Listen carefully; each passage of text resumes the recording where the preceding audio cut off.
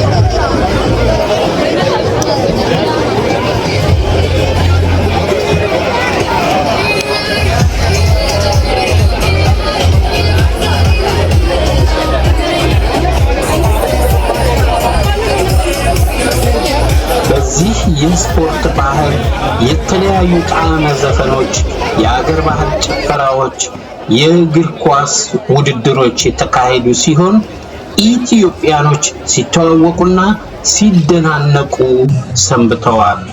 ከሁሉም ደግሞ የሚበልጠው ኢትዮጵያ ሀገሬ የሚለው ዘፈን ሲዘፈን አብረው ይዘፍኑ የነበረ ሲሆን ሰንደቃቸውን ከፍ አድርገው ያውለበልቡም ነበር። እንዲሁም በሐሳብ ጭልጥ ብለው ሀገራቸው፣ መንደራቸው፣ ቤታቸውም የገቡ የነበሩ ሲሆን እንባ ከዓይናቸው የሚወርድ በብዛት ይታዩ ነበር። ድንቅ የሚል የሀገር ፍቅር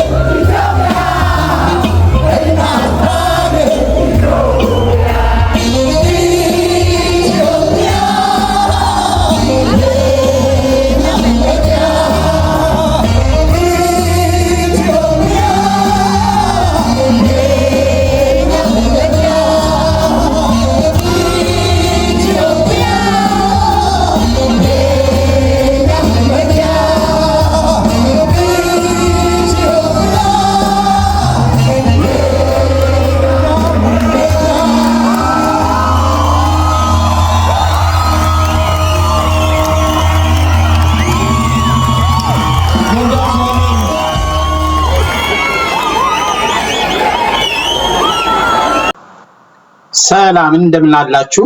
አሁን ደግሞ ይህ በአውሮፓ የሚገኙ ኢትዮጵያውያን የስፖርት ፌስቲቫልን ተከትሎ ማለትም እንደምታውቁት ከ27 ጁላይ እስከ 1 ኦገስት ድረስ ነው የሚካሄደው እና ያንን ተከትሎ ከፌስቲቫሉ በተጓዳኝ አንዳንድ ታሪካዊ ቦታዎችን ማየት አለብን ብለን ባሰብነው ፕሮግራም ባደረግነው መሰረት አሁን ወደ ትልቁ የኢትዮጵያ ትልቅ ሰው ባለ ታሪክ በሮም ውስጥ ባለ ታሪክ በሆነው መንገድ ላይ እንገኛለን ማለት ነው። ያ መንገድ ቪያ አበበ ቢቂላ ይባላል። ሮም ጣሊያን ለአበበ ቢቂላ ክብር የሰጠችው የመንገድ ስም ነው ማለት ነው። ይህ ፓርክ በኢጣሊያን ውስጥ ቪያ አበበ ቢቂላ ተብሎ ይታወቃል እና እኔም በዚህ መንገድ ላይ እየተራመድኩኝ አሳያቸዋለሁ ማለት ነው። አብረን እንግዲህ መንገዱን እንመልከት ማለት ነው። አሁን እስከ ፓርኩ ድረስ ማለትም ፓርክ አለ ሞኑመንት የሱ ምስል ያለበት የተሰራበት ድረስ በእግር እየሄድኩኝ አሳያቸዋለሁኝ። ከፍተኛ ሙቀት ነው ያለው 39 ዲግሪ ሴንቲግሬድ ነው። በጣም እያላበኝ ነው የምራመደው።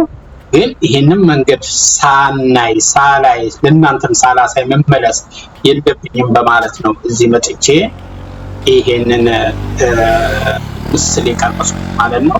ደስ እንደሚላችሁ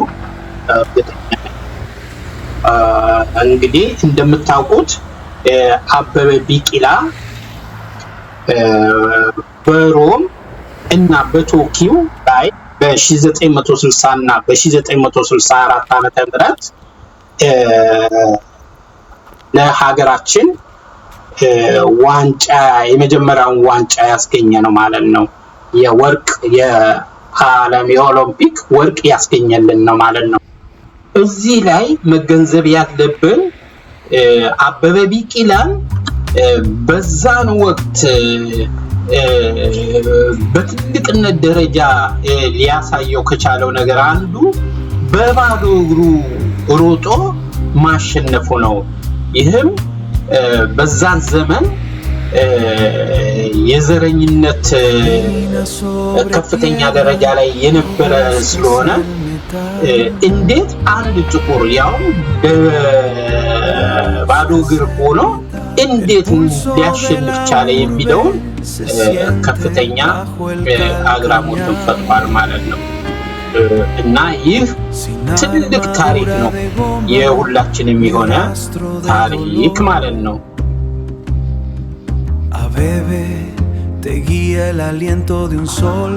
እንደተረዳ ነው ይህ አካባቢ በመልማት ላይ የሚገኝ እንደሆነና መንገዶቹ በውስጥ ትላልቅ የጎርፍ መውረጃዎችና ከየቤቶቹ የሚወጡ ቆሻሻዎችን የሚያስተላልፉ ቱቦች የተቀበሩለት ሲሆን የውሃ መስመሮች፣ የኤሌክትሪክ መስመርና የጋዝ መስመሮች ተዘርግተውለት እንደሚገኙ መንገዱ ላይ በሚታየው ምስሎች ለማወቅ ችለናል ማለት ነው። እና አልሚዎች ይህን አካባቢ በሚፈልጉበት ጊዜ ቦታው ይሰጣቸዋል። ከዛ እንግዲህ ስራቸውን ይጀምራሉ ማለት ነው። እና ለወደፊቱ ይህ አካባቢ በጣም ዘመናዊና የስራ አካባቢ ይሆናል ማለት ነው። ያንንም ተከትሎ የአበበ ቢቂላ ስም በከፍተኛ ደረጃ ይንጸባረቃል ማለት ነው። አበበ ቢቂላ በዛ ጊዜ 1960 42.195 ኪሎ ሜትርን ያሸነፈው በ2 ሰዓት ከ15 ደቂቃ እና በ16 ሰከንድ ነበረ።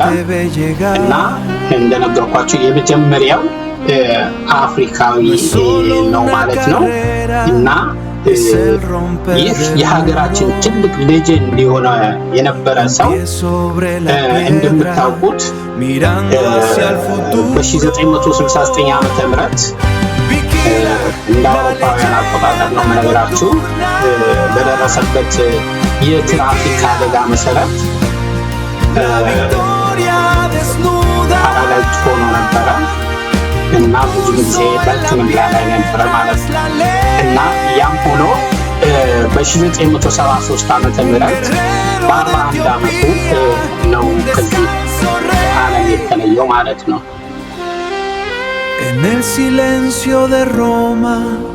እና እስካሁን ድረስ በዓለም ላይ አድናቆትን በማግኘት ያለ የዘመኑ ትልቅ ሰው ነው ማለት ነው። የኛ ጀግና ማለት ነው። ይሄንን ነው እንግዲህ እያሳየኋችሁ ያለሁት ማለት ነው።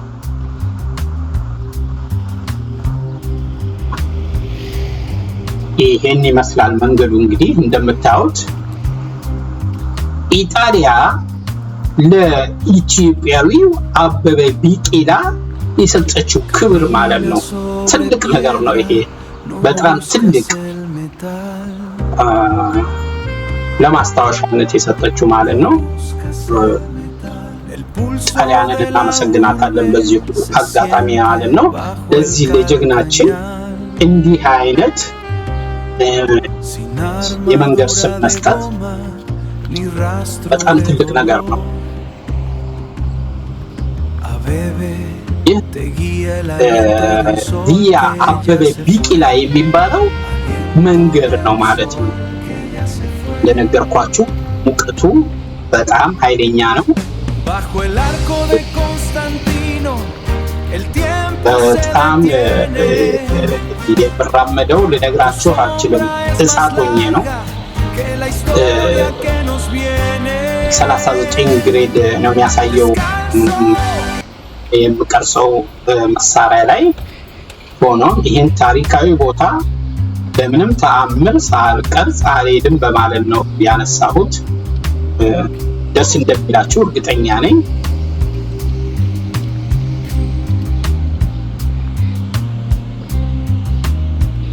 ከዚህ ምስል ጋር በተጨማሪ አበበ ቢቂላ የገባበትን ታሪካዊ ቦታ ጭምር አሳያቸዋለሁ ማለት ነው። ማለትም እንዴት የአክሱም ሐውልት የነበረበትን ቦታ ያ ቦታ ላይ ሲደርስ እንዴት ተስፈንጥሮ እንደወጣ ወደፊትና ከፍተኛ የሐውልት ሞራል እንደሰጠው የሚያሳይ ቦታ ነው። እሱንም አሳያቸዋለሁ። እንደገና ደግሞ የገባበትን ቦታ እሱንም እንደዚሁ አብሬ አሳያቸዋለሁ ማለት ነው እና ተከታተሉ። ከዚህ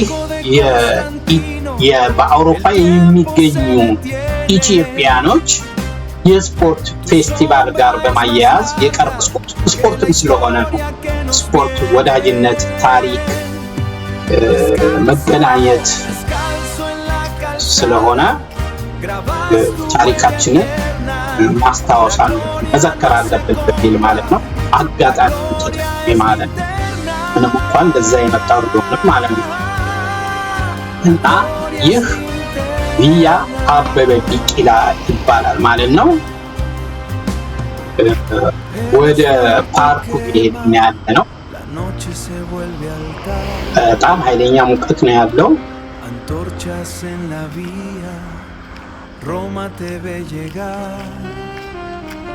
አንድ ሀገር ታሪካዊ ስራዎችን እንደዚህ ለትውልድ ሰርቶ ሲያቆይ በጣም ትልቅ ነገር ነው። በዚህ ሮም ውስጥ ብዙ ታሪኮች አሉ። በቫቲካን ውስጥ ያሉ የኢትዮጵያ ጥንታዊ ስነ ጽሑፎች ሁሉ እንደሚገኙ ሰምቻለሁ ወይም አውቄያለሁ። ነገር ግን በዚህ ወቅት ሰዓት ስለማይበቃኝ ጊዜ ስለማይበቃኝ በሌላ ጊዜ ያንን ታሪክና በቫቲካን ውስጥ ያሉትን የተለያዩ የድሮ የኢትዮጵያ የብራና ጊዜ ጽሑፎችን ይዤላችሁ ቀርባለሁ። እናንተ ግን ተከታተሉ ማለት ነው። እናም ደግሞ ሰብስክራይብ አድርጉኝ ሞራል እንዲዘኝ ማለት ነው። ታሪካዊ ነገሮችን ነው ማቀርበላችሁ። ምክንያቱም ትውልድ ታሪኩን እያወቀ መሄድ አለበት። ቆንጆ ኢትዮጵያን ቆንጆ የተሰሩ ታሪኮች አሏት ማለት ነው። ያንን ታሪኮች ወጣቶቻችን እንዲያዩ ማድረግ አለብን ማለት ነው። ከነዛ ታሪኮች አንዱ ትልቁ አበበ ቢቂላ በ1960 ዓመተ ምህረት በሮም የመጀመሪያው ጥቁር አፍሪካዊ ወርቅ ያገኘበትና አግራሞት በዛ ዘመን ትልቅ ነገር ነው። አግራሞት ነበረ የተፈጠረበት ነው ማለት ነው። አሁን እየደረስን ነው። ሙቀቱ ተወው ቀን ማለቃችን ነው ማለት ይቻላል። አሁን ተመልከቱ እየደረስን ነው ቦታው አካባቢ ላይ። አሁን እንግዲህ ፓርኩ ጋር ደርሰናል ማለት ነው። ይህ በሮም በወርቅ ልጃችን ለአበበ ቢቂላ ማስታወሻነት የአቆመችው ፓርክ ነው ማለት ነው። በሱ ስም ማለት ነው። አበበ ቢቂላ በሮም በባዶ እግሩ ሮጦ የዓለምን ሪከርድ የሰበረ የመጀመሪያው ጥቁር ማለት ነው። 2 ጊዜ ሪከርድ አለ በኦሎምፒክ በ1960 ሮም እና በ1964 ቶኪዮ ማለት ነው። እንግዲህ ተመልከቱ አበበ ቢቂላ ይላል ጀግናው ልጃችን ማለት ነው። አዎ እዚህ ስር እንደምታዩት የኛ ጀግና ይላል በአማርኛ ቋንቋ ተጽፎ በቋንቋችን ማለት ነው። እና እንዴት ትልቅ ኩራት ነው ማለት ነው። ይህ እንግዲህ አካባቢ ቪያ አበበ ቢቂላና የአበበ ቢቂላ ፓርክ ተብሎ ይታወቃል ማለት ነው። አሁን ሙቀት ስለሆነ ከፍተኛ ሙቀት ስለሆነ ሰው ዝር አይልም በዚህ አካባቢ እና እኔ ግን ይሄንን ቦታ ሳላይና ሳላነሳው አልመለስም በማለት ነው የተገኘሁት። ብዙ የስፖርት በተለይ በስፖርት ውድድር የሚመጡ ሰዎች ይህን አካባቢ እንደሚጎበኙት ለማወቅ ችለናል። ሌሎችም ቱሪስቶች እንደዚሁ ታሪክ የሚወዱ ቱሪስቶች ታሪክ ያለው ቦታ ነው እና የሚሄዱት እዚህ አካባቢ ላይ እንደሚመላለሱ ለማወቅ ችለናል ማለት ነው። አንዳንድ ኢትዮጵያኖችም ይህንን የአውሮፓ ስፖርት ፌስቲቫል በመከተል እዚሁ አካባቢ ይህንን ለማየት እንደመጡ ለማወቅ ችለናል ማለት ነው እና ጣሊያንን በዚህ ጉዳይ ታሪክን በማቆየት ጉዳይ ሳናመሰግናት አናልፍም ማለት ነው። ከዚህ ጋር አዋሪ በማድረግ አበበ ቢቂላ የሄደባቸው ዋና ዋና ቦታዎች ቀርጬ አሳያቸዋለሁ። ማለትም በአክሱም በነበረበት ቦታ የአክሱም ሐውልት በነበረበት ቦታ ያለፈበትን እንዲሁም በጣም ትልቅ ቦታ የሆነውን ኮንስታንቲን አርክ የሚባለውን የመጨረሻ የገቡበትን ቦታ ቀርጬ ለእናንተ አቀርባለሁ ማለት ነው። እስከዛው ቻው። No es solo una carrera, es el romper del muro. Un pie sobre la piedra, mirando hacia el futuro. Venda nocturna, vigila la victoria desnuda. Tu pulso en la piedra es la ley. El silencio de Roma queda tu huella. Descalzo un hombre estrella.